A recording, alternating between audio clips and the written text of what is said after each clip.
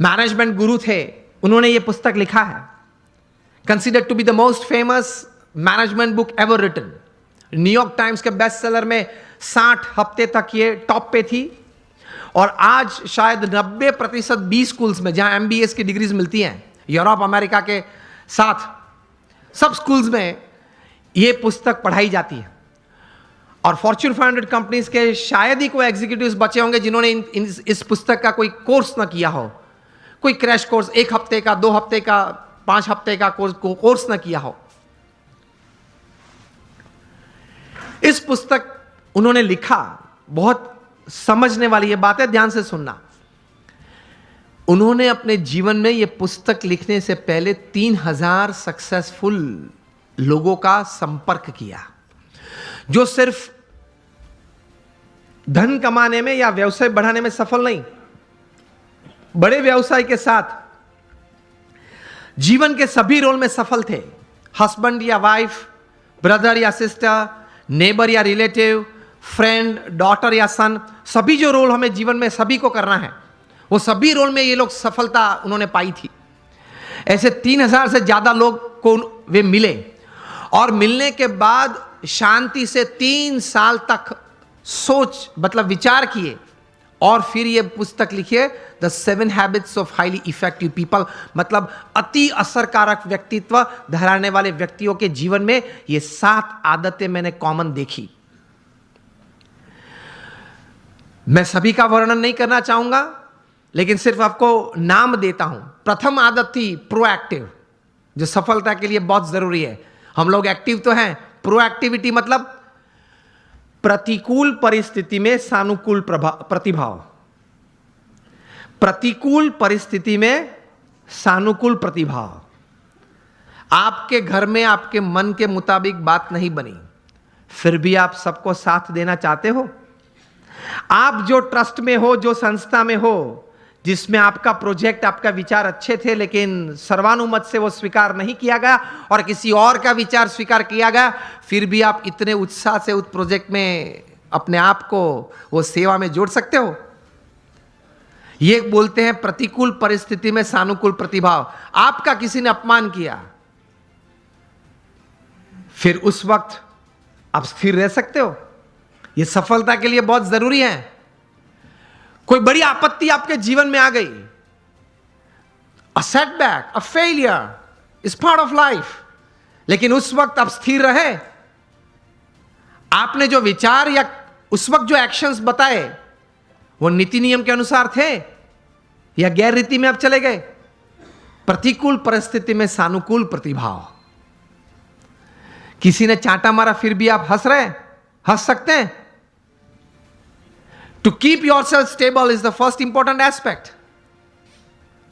प्रतिकूल परिस्थिति में सानुकूल प्रतिभाव। दूसरी बात लिखते हैं, begin with the end in mind. जो भी आप करना चाहते हैं तो उसका अंतिम परिणाम आप क्या चाहते हैं वो आप अभी से सोच लें, और अंतिम नतीजा शायद क्या भी आ सकता है वो भी आप तैयार कर लें। तीसरी बात लिखिए, putting first things first, priority. चौथी बात लिखिए, थिंक विन विन। आप भी जीते, मैं भी जीतूं। आप भी पैसा कमाए, मैं भी कमाऊं। आप भी सुखी हो, मैं भी सुखी हूं। क्योंकि ये नेट का जमाना है, एज ऑफ इंफॉर्मेशन है, क्वालिटी कंट्रोल का जमाना है। आप किसी व्यक्ति या किसी कलीग के साथ 1 बार 2 बार चीटिंग कर पाओगे, तीसरी और चौथी बार नहीं। यस और नो? Think win win. मैं जिसके साथ धंधा करता हूं वो भी जीते, मैं भी जीतूं। वो भी सुखी हो, मैं भी सुखी हूं, दोनों कमाए। 5वीं बात लिखी थी, seek first to understand and then to be understood. ये मिलियनर यूथ समृद्ध जीवन के लिए ये आदत बहुत जरूरी है। Seek first to understand and then to be understood. आप पहले वो व्यक्ति को समझने का प्रयत्न करें, फिर वो व्यक्ति मुझे समझे, ऐसी अपेक्षा रखे। हमारी बात ये होती है कि देख तू मेरा सुन, पहले तू मेरी बात सुन। ये स्टीफन कॉवी लिखते हैं, ये 3000 सक्सेसफुल पीपल के जीवन में ये आदत थी। पहले वे सामने वाले व्यक्ति को शांति से सुनते थे। कभी हम सुनते हैं तो उसके पीछे हमारा विचार ये रहता है कि इसको उत्तर क्या दूं, उत्तर देने के लिए मत सुनना। स्टीफन कॉवी लिखते हैं एम्फैटिक लिसनिंग, समझने के लिए सुनना।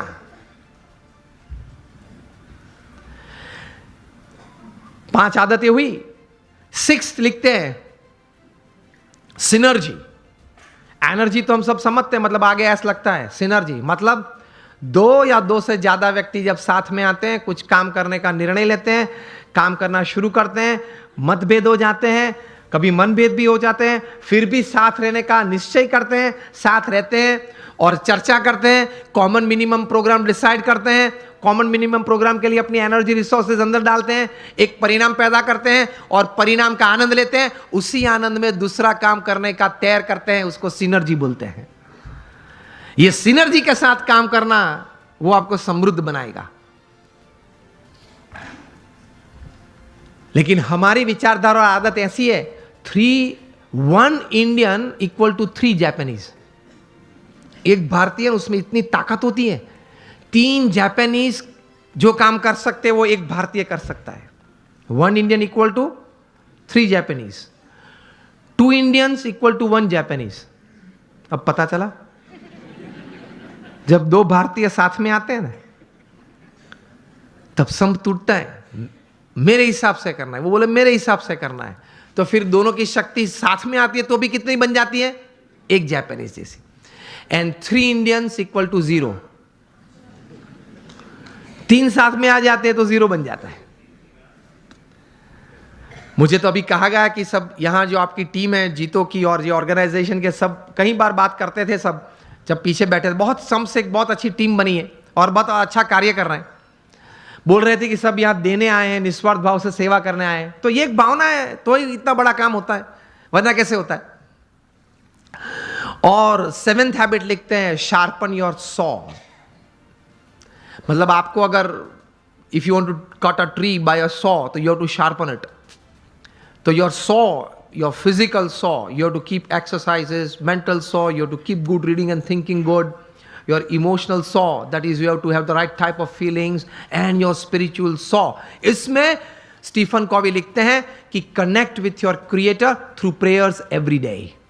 आप अपने सर्जनहार के साथ संबंध नित्य रखना प्रार्थना के रूप से। ये 3000 सफल व्यक्ति के जीवन में उन्होंने भगवान के प्रति श्रद्धा दृढ़ देखी।